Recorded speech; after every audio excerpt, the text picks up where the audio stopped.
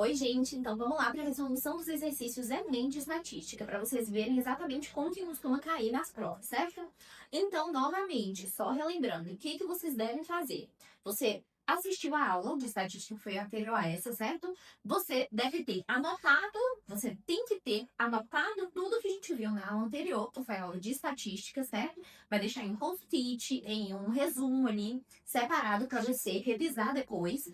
Agora, você vai imprimir a lista que tem no material complementar da aula anterior, que foi de estatística, e vai tentar resolver toda aquela lista de estatística. Aí você pode falar para mim, Fernanda, mas eu não sei. Fernanda, eu tô tentando, não conseguindo. Não importa, você tem que tentar. Porque mesmo que você não saiba de primeira, apenas pelo fato de você tentar, você já vai construindo ali esse conhecimento no seu cérebro. Então, assim, tentar é extremamente importante. Novamente, o que você vai fazer? Você vai imprimir a lista de estatística desse módulo, certo? Vai tentar fazer toda ela. Depois disso, você vai ver a resolução, os exercícios que eu fizer aqui, e em seguida, olhar o gabarito comentado das outras para ver o que você errou, o que você não entendeu, e assim seguir para o próximo módulo. Combinado, gente? Então vamos lá para a primeira questão de estatística que cai no Enem. Vamos ver como que cai. Bora lá. O gráfico apresenta as taxas de desemprego durante o ano de 2011 e o primeiro semestre de 2012 na região metropolitana de São Paulo. A taxa de desemprego total é a soma das taxas de desemprego aberto e oculto. Então vamos começar a retirar os dados de acordo com a informação que ele me passou. O que ele falou para mim? Ele falou que a taxa de desemprego total é basicamente a soma das taxas de desemprego aqui aberto mais oculto. Tranquilo? Aí aqui no gráfico, ele me deu todas essas informações que eu preciso para responder a questão. Porque, repara só, abre aí sua questão, imprima a lista, coloca no celular, enfim, abre a questão para você visualizar o que eu estou falando aqui, o que está dentro da questão. A gente tem a barra mais escura, e aí na legenda do gráfico, ele indicou para mim o que significa essa barra mais escura do gráfico. Então, ele indicou que a barra mais escura indica, basicamente, a taxa de desemprego aberto, certo? Ali desse período. Ele indicou também que a barra menorzinha de branco indica o quê? A taxa de desemprego oculto desse período. E ele indicou também na legenda do lado que essa linha, tá reparando uma linha que passa aqui pelo meu gráfico, ele indica basicamente a taxa de desemprego total, certo? Prontinho. Então, analisando o gráfico, a gente vai conseguir tirar todas as informações necessárias. Vamos seguir a questão. Suponha que a taxa de desemprego oculto do mês de dezembro de 2012 tenha sido a metade da mesma taxa em junho de 2012. Então, já vamos tirar essa informação aí. Aí, agora, o que ele me fala? A taxa de desemprego oculto no mês de dezembro de 2012, vamos ver, então, aqui, foi a metade da mesma taxa em junho de 2012. Vamos ver, então, qual que foi a taxa de desemprego oculto de junho de 2012. De acordo com o que ele me falou aqui, foi basicamente 2,2. É só você observar o quê? A parte do gráfico que está em branco, porque essa corresponde à taxa de desemprego oculto. Então, qual que foi a taxa de desemprego oculto de dezembro? Então, a taxa de desemprego oculto que eu preciso aqui, que é de dezembro, foi basicamente 1,1. Por quê? Porque a taxa de desemprego oculto de junho foi 2,2, correto? Ele me falou que a taxa de desemprego oculto de dezembro, que é o que eu preciso, foi a metade de junho. Então, se essa daqui foi 2,2, qual foi o valor que corresponde à metade? 1,1. Ok, seguindo. E aí ele continua para mim. E que a taxa de desemprego total em dezembro de 2012 seja igual a essa taxa de dezembro de 2011. Então, pelo gráfico aqui, repara só, qual é a parte do gráfico que indica a taxa de desemprego total? A minha linha preta, não é isso? E ele me falou que foi a mesma de dezembro de 2011. Então, é só a gente analisar. Esse gráfico, essa parte aqui em preto do gráfico, ele está passando ali em dezembro de 2011, exatamente qual valor? Repara aqui, ó, dezembro, segue lá em cima, 9. Então, qual que é a minha taxa de desemprego total em dezembro? Taxa de desemprego total em dezembro, 9, percentualmente, certo? Então, pronto, aí ele continua. Nesse caso, a taxa de desemprego aberto de dezembro de 2012 teria sido, em termos percentuais, de tranquilinha, porque agora, o que a gente vai fazer? Ele não me deu a fórmula que serve aqui para a gente fazer a substituição e encontrar qualquer um desses valores. Ele está pedindo a taxa de desemprego aberto de dezembro correto? E aí, para isso, ele me deu a taxa de desemprego oculto de dezembro e a taxa de desemprego total de dezembro. É só a gente fazer a substituição. Então, vai ficar o quê? Taxa de desemprego total de dezembro, 9, correto? Que é igual à taxa de desemprego aberto, é o que eu quero, de dezembro, mais a taxa de desemprego oculto de dezembro, 1,1. Ok. Então, qual que... Opa, aqui é o mais. Então, qual que é a taxa de desemprego aberto de dezembro? Tá somando, ele vai passar para cá fazer o quê? Subtraindo. Então, a gente vai ficar com 9 menos 1,1. A minha taxa de desemprego aberto vai ser basicamente 7,9, certo? A alternativa é 7,9 taxa de desemprego aberto de dezembro de 2012. Tranquilo, né, gente? Vamos para a próxima questão, então? Vou apagar essa daqui para a gente ir para a próxima, tá? Apagando. Vamos lá, então, para a gente ganhar tempo nessa reta final. Ok. Essa daqui é bem recente, tá? 2020. Com o objetivo de contratar uma empresa responsável pelo serviço de atendimento ao público, os executivos de uma agência bancária realizaram uma pesquisa de satisfação envolvendo 5 empresas especializadas nesse segmento. Os procedimentos analisados com pesos que medem a sua importância para as agências e as respectivas notas que cada empresa recebeu estão organizadas no quadro. Então, no quadro, ele me deu aqui o procedimento, certo? Foi analisado pelas empresas, o peso de cada um desses procedimentos e a nota de cada uma dessas empresas. Quais foram as empresas?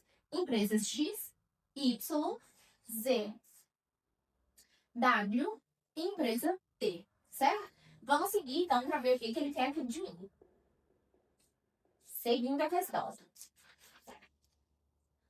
A agência bancária contrata a empresa com maior média ponderada, certo? Das notas obtidas nos procedimentos analisados. Então, aquela com maior média ponderada, que foi o que a gente viu já como que faz, né? Anteriormente, na verdade, vai ser aquela escolhida. Após a análise de resultados da pesquisa de satisfação, os executivos da agência bancária contrataram a empresa. Vamos analisar.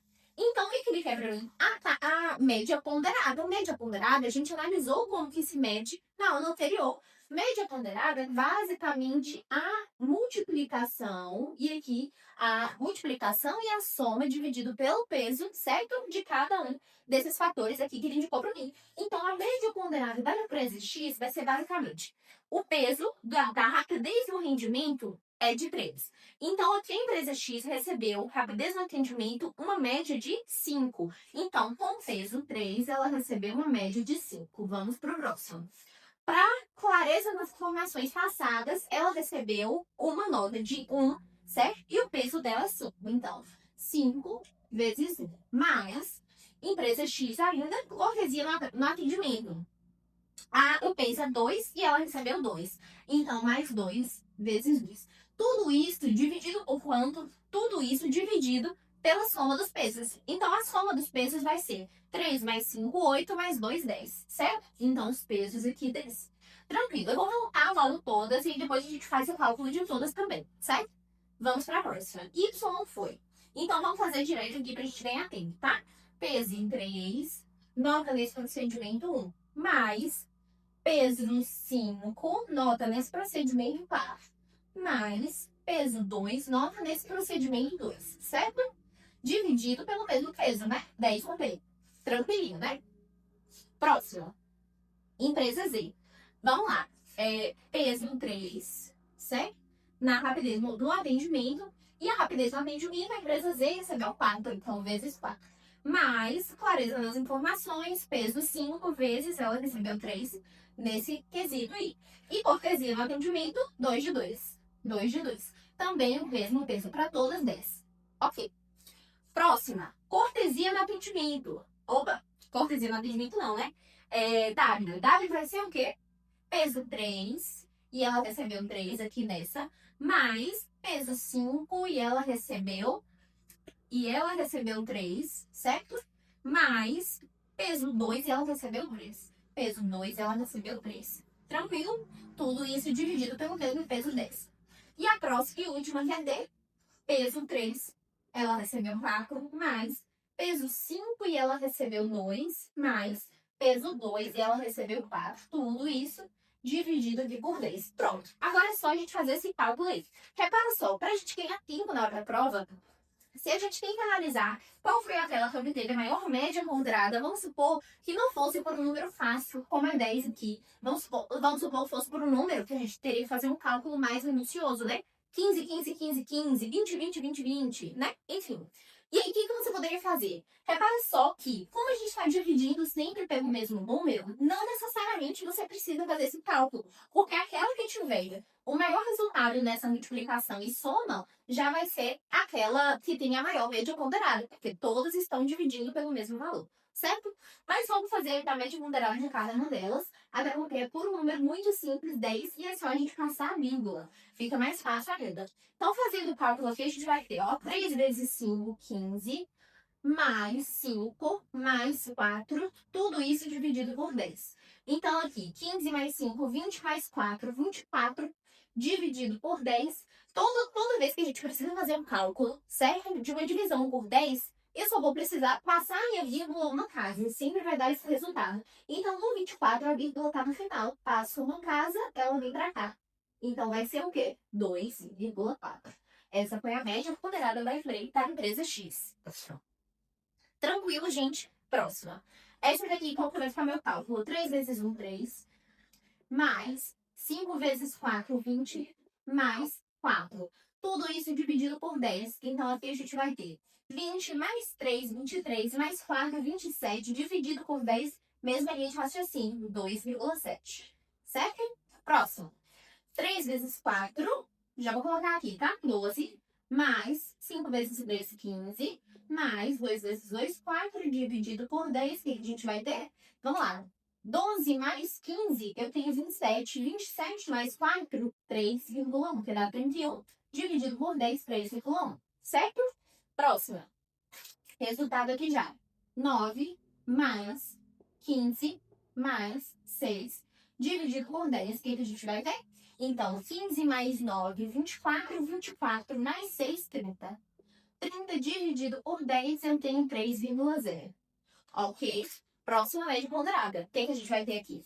3 vezes 4, 12. Mais 5 vezes 2, 10. Mais 2 vezes 4, 8. Tudo isso dividido por 10. O que a gente vai ter, então?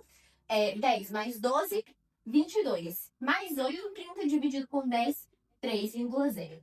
Ok, então de todas essas alternativas, qual foi aquela que obteve a maior média ponderada? Então, a maior média ponderada foi da empresa Z, alternativa C de casa. Prontinho, gente. Aí as próximas, obviamente, para você fazer, certo? E depois olhar o gabarito comentário. Lembrando que a prova do Enem é uma sequência de questões. Você tem que estar preparado para responder aquela sequência de questões. Então, jamais deixe de tentar e de praticar essas questões que a gente tem aqui separado para vocês com muito cuidado, porque se baseia exatamente no que costuma cair no Enem.